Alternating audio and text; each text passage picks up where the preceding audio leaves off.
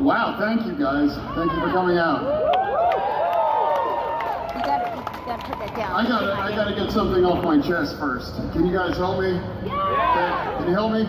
Yeah. Bernie! Bernie! Bernie! Bernie! Bernie! Bernie! Bernie! Bernie! Bernie! Bernie! Bernie! Bernie! Bernie!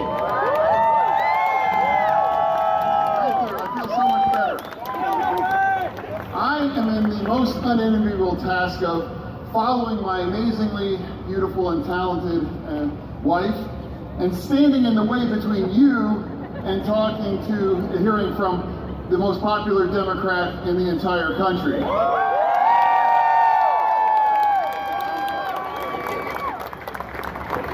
I want to be your next lieutenant governor here in Pennsylvania. And I hope I have your support. But I have to tell you, it's a surreal moment for me to be standing here on a stage with you in the shadow of City Hall here in Philadelphia. The journey that brought me here to this stage with you tonight started literally 25 years ago, last month. And it was the death of my best friend. And I grew up in a rather sheltered environment, grew up in South Central Pennsylvania, and I never expected that I would be one day standing with the great honor of one of the most progressive champions this country's ever known here in Philadelphia. But after my friend's death, I began to reflect, and after that reflection, I decided I want to do and make some changes. So you know what I did? I joined Big Brothers and Big Sisters. And I was paired up with a little boy who was 8 years old at the time, and his father had just died from the AIDS virus, and his mother had about a month left to live. And that interaction and that relationship back in 1994 transformed everything about me and the way I saw the world and how much raging inequality that we exist in this country. This little boy, before his 9th birthday, would go on to bury both of his parents. This little boy has faced challenges that I never had to deal with when I was growing up. And this little boy grew up 6 blocks away from one of the most prestigious universities in this country. And after that moment, I decided to change everything, and I quit my job, and I moved and I joined AmeriCorps because I wanted to serve and spend my career fighting against inequality in this country. And I moved to Pittsburgh, and I taught GED classes to young mothers and young fathers, and once again, I was overwhelmed by the systemic racism, the inequality, and the lack of opportunities that just presents to so far too many people in our society. And again, to the point where it was overwhelming. I went back to get more schooling, and then I was presented a chance to take it on in a community called Braddock, Pennsylvania. If you have heard of Braddock, it's where Andrew Carnegie built his first steel mill.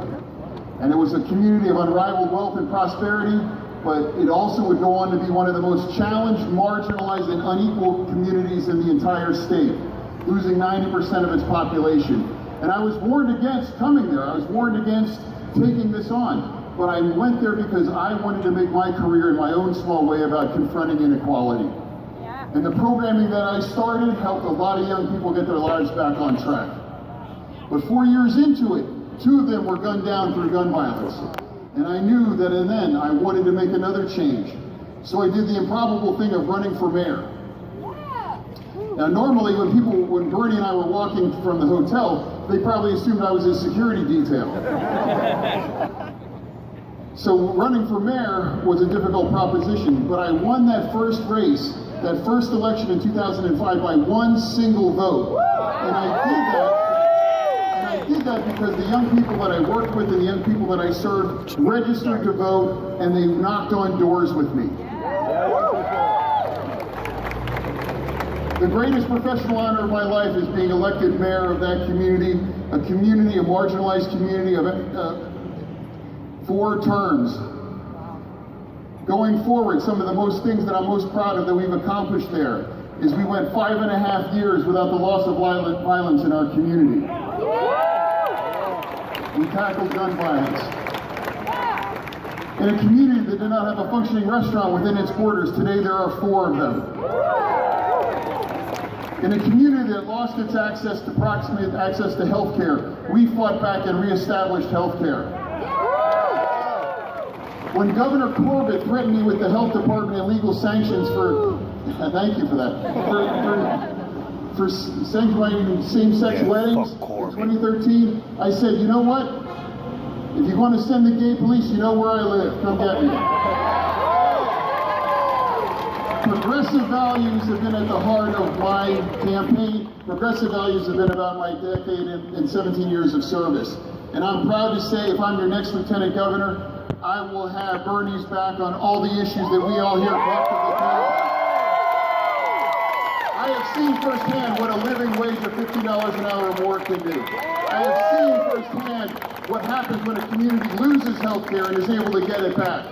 I have seen firsthand the ravages of systemic inequality in our society, and I have dedicated my professional life to that, fighting against that. I would be deeply honored to have your support for Lieutenant Governor.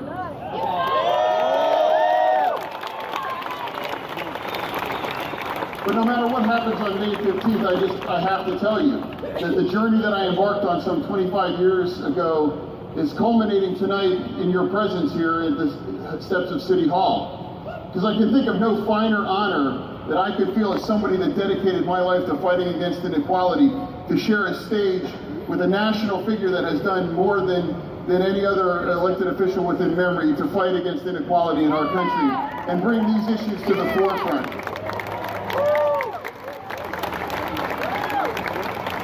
So it gives me great honor to introduce to you, and get ready for me, get this, Bernie Sanders.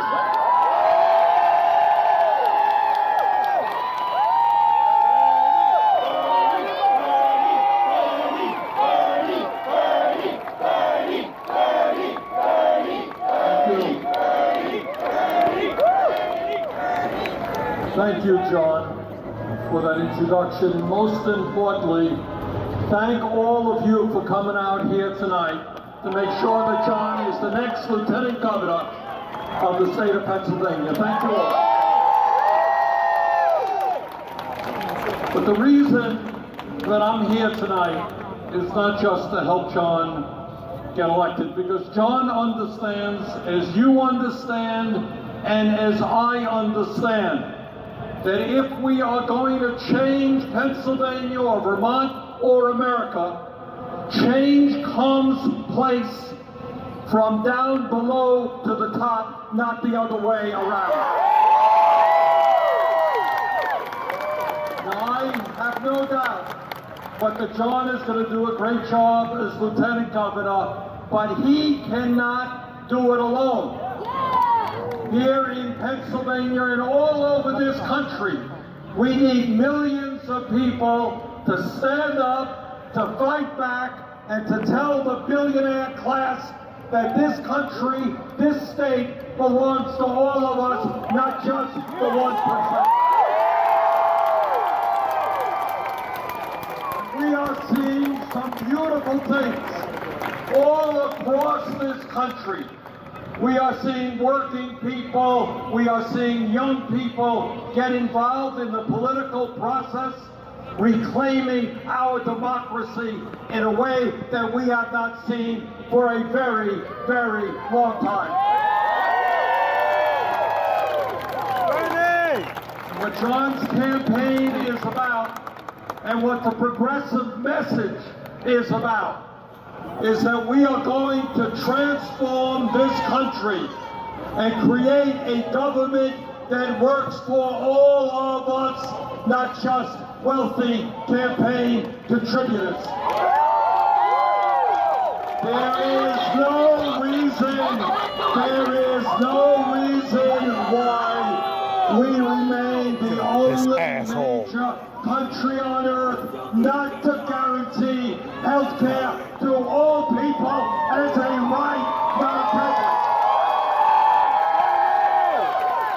And John is going to work with me to pass a Medicare for all single-payer system.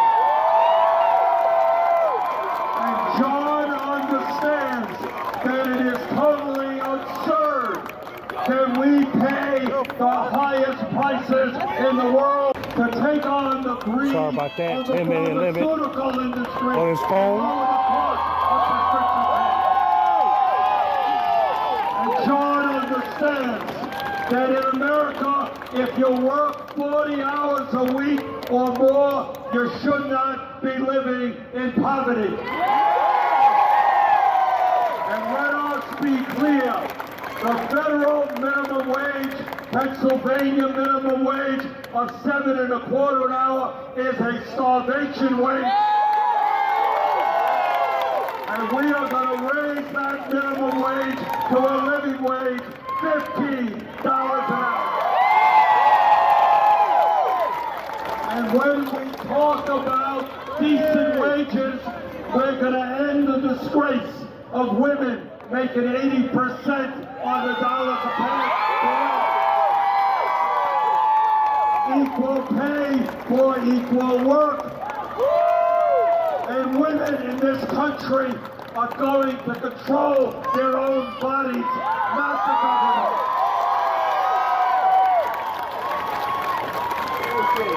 John understands that in Pennsylvania and in my state and all over this country, we have got to rebuild our crumbling infrastructure, our roads and our bridges, and our wastewater. We get graded D, by the way, in America. When we invest $1 trillion,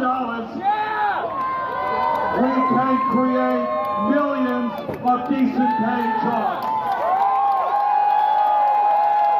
And brothers and sisters, I'd rather put $1 trillion into 15 million jobs than giving tax breaks to the billionaires and millionaires.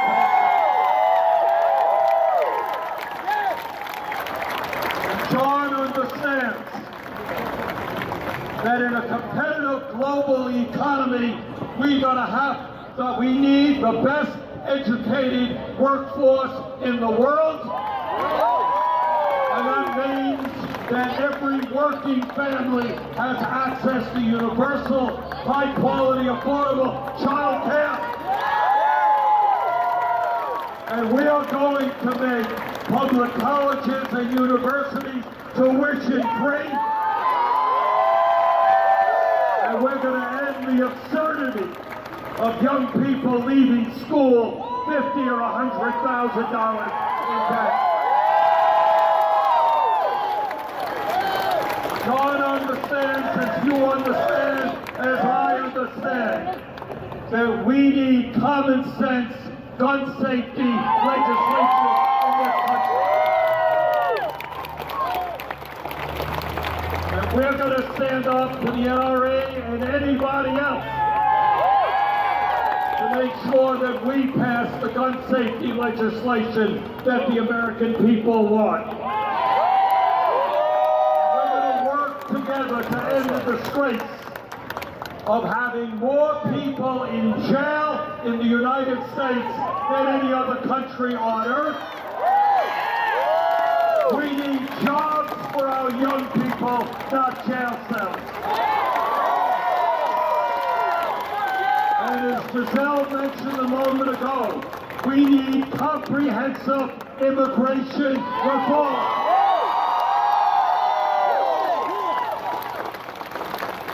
Brothers and sisters, we are living in difficult and unusual times. We have a president who wants to divide us up based on the color of our skin or where we come from or whether we're male or female or gay or straight or what our religion may be. And we've got a message for Mr. Trump. This country has suffered too much over the years from bigotry and discrimination. We are not going back, we are going forward.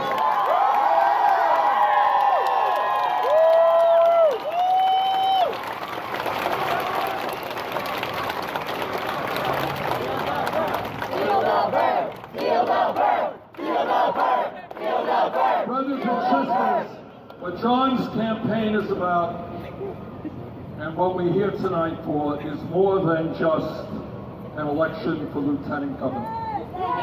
We are here to elect John and to work with John to transform this country. We are here to say that in the wealthiest country in the history of the world, we should not have the highest rate of childhood poverty of almost any major country. We are here to say that in America, we should not have the top 0.1% owning as much wealth as the bottom 90%. So we need to stand together. We need to elect John. We need to work with John. We need to elect candidates for the school board, for city council, for state legislature. We need to stand up for economic justice, for social justice, for racial justice, for environmental justice. And we need to tell the billionaire class who control our economic and political life, their day has come and it's going. The American people are going to take over government, not wealthy campaign contributors. Thank you all very much.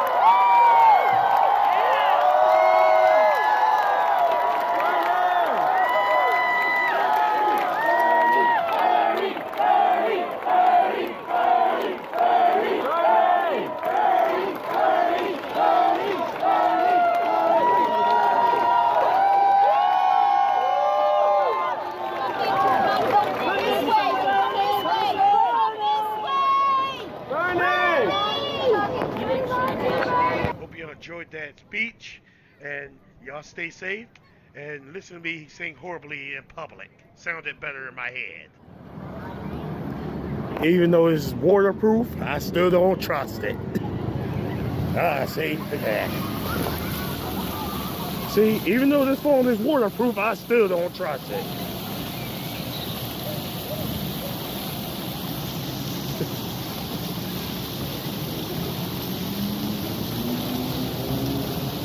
Look at that.